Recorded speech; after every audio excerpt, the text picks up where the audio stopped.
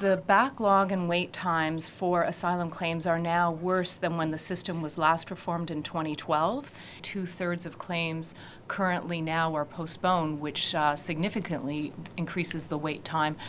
The report calls the system outdated, inefficient, and overly rigid. The consequence, a backlog of more than 70,000 claims by the end of last year. The expected 2-year wait time could become 5 years by 2024. And there are security concerns. Potentially hundreds of case files where identity checks or even criminal checks weren't done.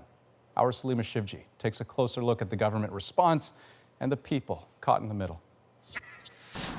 Vladimir Mathieu is now settling into life in Montreal, coaching, but he spent 16 months in limbo after first arriving from Haiti seeking asylum 2 years ago.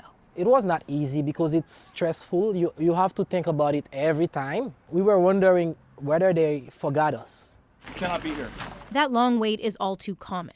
A steady stream of asylum seekers crossing the border on foot stretched the refugee claimant system beyond its limits.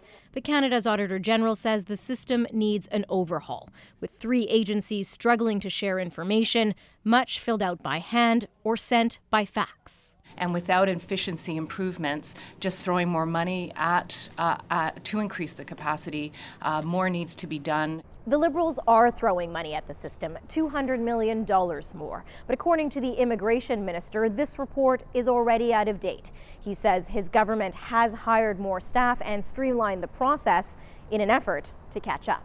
The previous government simply didn't fund the system for the volumes that they were receiving. They actually put together some half-baked reforms in 2012. The Conservatives today were quick to shoot that down. I cannot believe that, 6 weeks left in Parliament after 4 years, that they're coming out here and saying that it's Stephen Harper's fault. That's just patently ridiculous. She says the Liberals should also take responsibility for another lapse, where in some cases, biometric screening, which includes fingerprints, for criminal checks wasn't done. I guess I'm concerned with sort of the blasé attitude that, what is still a significant margin of error, I think it was 400 cases that were cited, is somehow insignificant. The government says other screening measures worked and nobody slipped through the cracks. A back and forth on a wedge issue that's sure to dominate, with an election looming and both parties keen to blame each other. Salima Shivji, CBC News, Ottawa.